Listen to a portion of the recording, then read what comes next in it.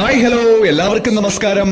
1200-ലധികം വർഷം പഴക്കമുള്ള കേരളത്തിലെ പ്രസിദ്ധമായൊരു ക്ഷേത്രം, കാന്തല്ലൂർ സർവകലാശാലയുടെ ആസ്ഥാനം എന്നറിയപ്പെടുന്ന തിരുവനന്തപുരം ജില്ലയിലെ ഏറ്റവും വലിയ രണ്ടാമത്തെ ക്ഷേത്രം എന്നറിയപ്പെടുന്ന തിരുവനന്തപുരം ജില്ലയിലെ വലിയശാല എന്ന പ്രദേശത്തെ പുരാതനമായ കാന്തല്ലൂർ ശ്രീ മഹാദേവ ക്ഷേത്രം.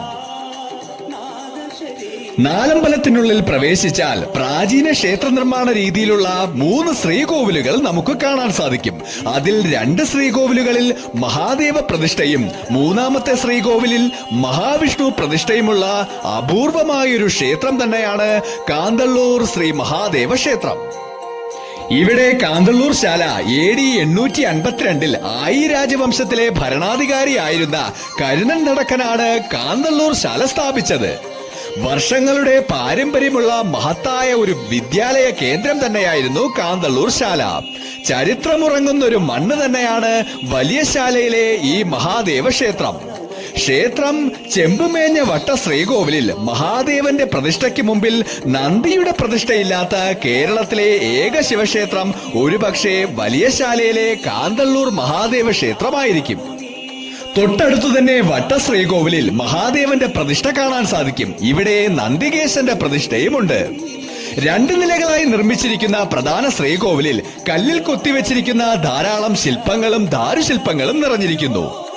ശ്രീകോവിലിന് മുൻപിലെ മണ്ഡപത്തിൽ ഒറ്റക്കല്ലിൽ തീർത്ത നാഗത്തിനെ ചങ്ങലയിൽ ബന്ധിച്ച നിലയിൽ മേൽക്കൂരയിൽ ഉറപ്പിച്ചിരിക്കുന്നു. ഈ നാഗത്തിന്റെ ഐതിഹ്യം എന്നത് ഈ ക്ഷേത്ര പരിസരം വിഷപ്പാമ്പുകളെ കൊണ്ട് നിറഞ്ഞിരുന്നു. അങ്ങനെ ഇവിടെ വന്നൊരു സന്യാസി വിഷപ്പാമ്പുകളുടെ ആക്രമണത്തെ ഈ നാഗശില്പത്തിൽ ആവാഹിച്ച് മേൽക്കൂരയിൽ ബന്ധിച്ചു.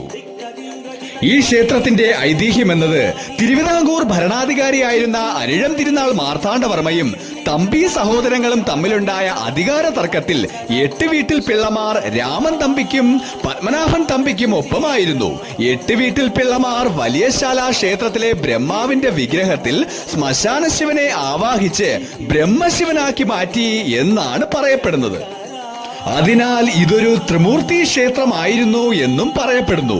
മാർത്താണ്ഡവർമ്മ ഇവിടത്തെ മഹാവിഷ്ണു വിഗ്രഹം കൂട്ടുശർക്കര യോഗത്തിൽ പുനഃപ്രതിഷ്ഠിക്കുകയായിരുന്നു എന്നാണ് ഐതിഹ്യം.